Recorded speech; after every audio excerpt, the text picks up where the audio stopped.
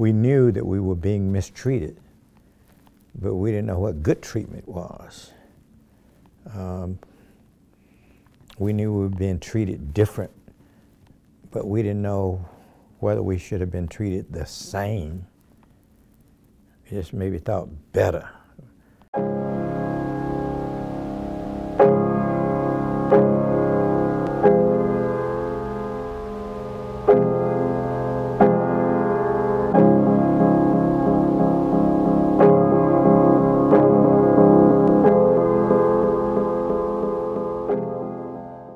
There were white kids, Jewish kids as well, who were my age, and we grew up together, played together, studied together, and the like. But it never went out of our neighborhood. We saw each other on the street anywhere. We did not acknowledge each other's existence. Because normally they would be with their parents, I would be with my parents, and it was just not a rule where we could acknowledge one another. We had a housekeeper, her name was Willie Mae, and I was wild about her. But I got the impression, and my mother was very liberal and never talked bad about anybody. And she accepted Willie Mae as an equal herself, but I knew that Willie Mae was different because she had to ride on the back of the bus. I knew because when I would go downtown as a kid with my mother, there would be the white drinking fountain and the black, and the restrooms, white only. Sometimes it'd just be white only, there wouldn't even be another fountain or another restroom. And really at that time I don't remember that much about what was going on because I think we were so self-absorbed. It was what they call the white privilege. I had what I wanted. Everybody white had what they wanted. It's just the way, you know, we didn't think about it. White privilege is we don't see blacks. We just don't see blacks. It was like fishing in water. They don't know they're in water. I didn't know I was all in the Southern culture. I didn't know that all this that I believed about black people was what, I mean, I knew all white people believed it, but I didn't know that we were wrong. We were dead wrong. When I was at Howard High School with all black kids, years later, they said, Mr. McCauley, couldn't you tell blacks were sitting in the back of the bus?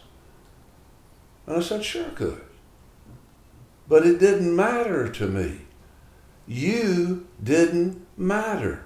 Your fathers and mothers and grandparents didn't matter because I was white and I had white privilege.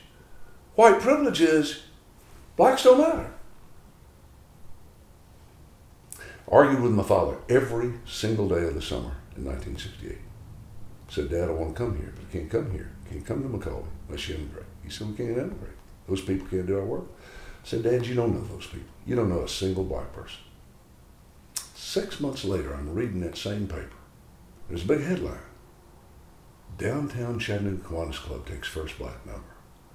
And I am so excited. I am so excited because this is the breakthrough. This is the breakthrough for businessmen. They're accepting a black member of the Kiwanis Club. Now big things will happen. And I go to school, I teach all day. At the end of the school day, 3 o'clock, I jump in my car and I ride down to the bank, one of the banks, and I go to a man named Mr. Marion Gaston. His daughters went to GPS. And I put out my hand, I find him. He was an officer of the bank. And I say, Mr. Gaston, congratulations. He takes my hand. We're old friends. He's a friend of my father. He'd been to McCauley with my father. We shook hands. He said, what for, Frank? I say, Mr. Gaston, you're the only man I know who can get those 100 white men to take that first black person, that first black member. He said, Franklin, didn't you know? That was your father. That was your father. And I cried as I cried down. I drove to my father's home. We hugged. cried together. My father said to me, I've been wrong about black people all my life. I learned from you and your brother and sister, cousin. Next year, Board of Education night, will integrate College School. And we did. It was one of the great days of my life. Right now, we have a white, primarily only history. When the Indians, the African Americans, Chinese, we all had a part in that history, but it's absent. And that means that you might say we are ignorant of real history. And I think this is one of the problems with our country.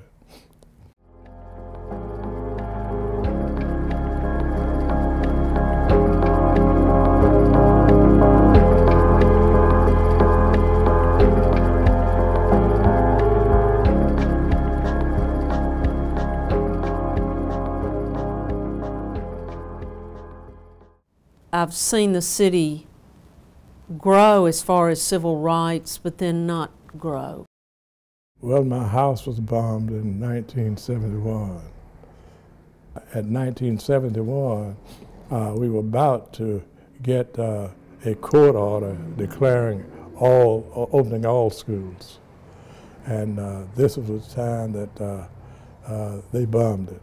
So it took 13 years from the time I started the suit in March of 1960, April of 1960, until 1973 to get a full desegregation plan, with one exception.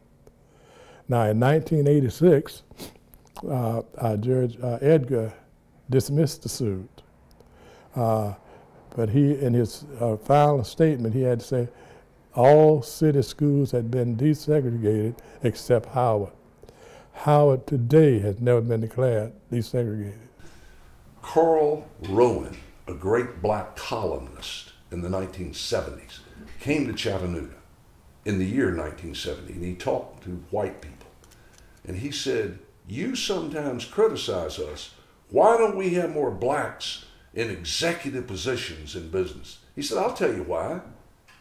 Because you give out those jobs on the golf course. It is still happening today. The circle of gossip is where the jobs are given out. It's happening to women. The circle of gossip is where the jobs, the men are there. They don't say, I got a niece. Too often they don't say, I got a niece who's ready for that job. So that woman's name never is given, and that black person's name is never given. You take in the 70s, early 70s, we had many black lawyers in corporate America. After President Reagan came, that went down, down, down, and down. Now, you have a few now, but this is one area. And then the teachers, they are not hiring our teachers. I had one young lady come here who's passed, got a teaching certificate and everything. She couldn't get hired, so she went to work as a maid on the mountain.